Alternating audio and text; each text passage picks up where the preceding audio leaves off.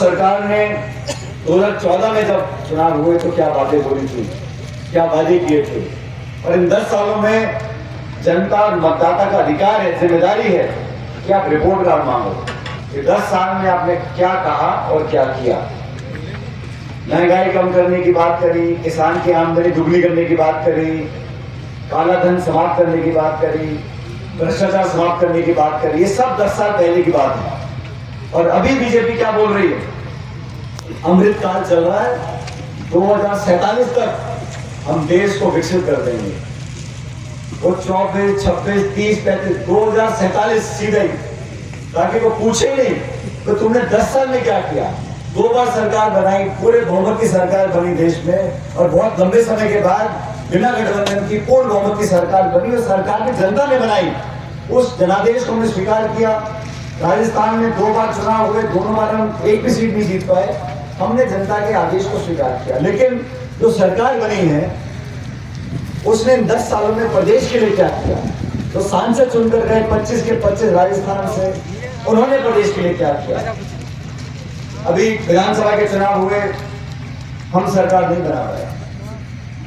उस बात का दुख हमें, हर बार राजस्थान में सरकार बनती है और फिर हम हार जाते हैं। 30 साल हो गए, चुनाव जीतो, सरकार बने, फिर हम 5 साल बाद हार जाते हैं। और ऐसा नहीं है कि कांग्रेस की सरकारें बाकी राज्यों में दोबारा बनती नहीं। दिल्ली में शीला जी मुख्यमंत्री थी तो लगातार 3 बार कांग्रेस सरकार बनी। आसाम के मुख्यमंत्री गोगोई साहब थे, लगातार 15 साल तक मुख्यमंत्री रहे।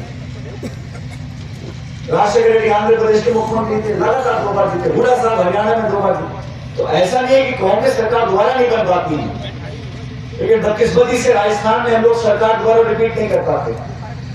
बहुत कोशिश हम लोगों ने करी, और मैं आप लोगों का धन्यवाद देना चाहता हूं। इस बार चुनाव में जो हार जीत का अंतर था वोट प्रतिशत का, वो 1 या 2% का, ज्यादा नहीं था।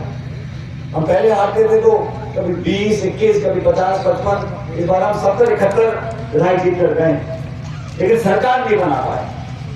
ये एक और मौका हमको मिला है अपनी भूल सुधारने का, और पूरे देश में, पूरी दुनिया देखना चाहती है कि वो दल, वो पार्टी, वो सरकार जो संवैधानिक संस्थाओं को नीतिगत तरीके से उनकी जड़ों को कमजोर करने का काम कर रहे हैं। साथियों, आप सब देख रहे हो देश में जो बड़े बड़े निर्णय हो रहे हैं वो सुप्रीम कोर्ट कर रहा है।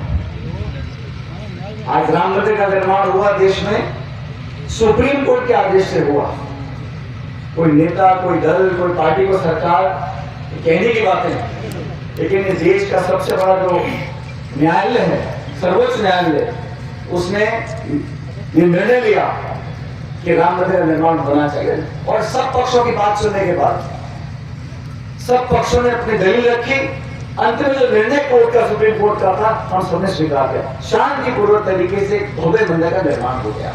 ये बात मैं इसलिए बोल रहा हूं कि सुप्रीम कोर्ट का जो जज होता है, वहां का जो निर्णय आता है वो सारे देश को स्वीकार होता है। क्यों होता है? सुप्रीम कोर्ट का निर्णय स्वीकार क्यों होता है? क्योंकि सुप्रीम कोर्ट में आस्था है कि कोर्ट का जो आदेश है वो निष्पक्ष होगा, वो सारी दलील सुनने के बाद जो सही होगा उस काम को करेगा। सुप्रीम कोर्ट का जज इंसान है, वो आसमान से नहीं आया, लेकिन उसके निर्णय को हम मानते क्यों हैं? क्योंकि उस संस्था की विश्वसनीयता है। सुप्रीम कोर्ट या कोर्ट का आदेश देता है, हम लोग उसको मानते हैं क्योंकि हमें विश्वास है। दुर्भाग्य से 70 साल से जो संस्थाओं को हमने पोषित कर मजबूत बनाया, उन संस्थाओं को खत्म करने का काम सरकार कर रही है। अगर सुप्रीम कोर्ट के जजों पे, सुप्रीम कोर्ट पर जनता का विश्वास खत्म हो गया तो झगड़ों को रोकेगा कौन? आप आदेश को मानने से मना कर दो तो क्या हालत देश में होंगे? संस्थाओं को कमजोर करने का परिणाम ये होता है कि जनता बातों को मानती नहीं है। अगर संस्था पारदर्शी नहीं है, संस्था विश्वसनीय नहीं है, चयन प्रक्रिया में संदिग्ध है, तो कौन मानेगा? निर्वाचन आयोग है, कोर्ट कचहरी है, ये संस्थाएं हम लोगों ने बनाई। अलग अलग सरकारें रही, गैर कानूनी सरकार भी रही, लेकिन किसी सरकार ने 10 सालों तक संस्थाओं को कमजोर करने का काम नहीं किया। नारा देती है बीजेपी 300 पार, 400 पार, 500 पार, 600 पार, तो कोई रोकने वाला नहीं है। अब तुम 400 पहली पार कर लिए तो चुनाव भी क्यों करा रहे हो? और तुम 400 जीत रहे हो तो हमारे नेता ने क्यों ले जा रहे हो कांग्रेस के तोड़ तोड़ के?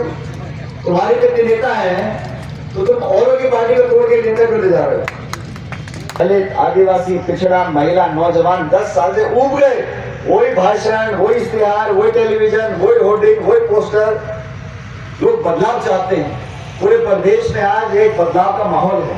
पूरे प्रदेश में घूमा हूं, जोधपुर, बाड़मेर, अलवर, दौसा, माधोपुर, जयपुर, झुंझुनू, चूरू, सीकर, हर जगह चाहते हैं। अब कांग्रेस प्रमुख विपक्षी दल है। इस सरकार का रवैया देखो आप।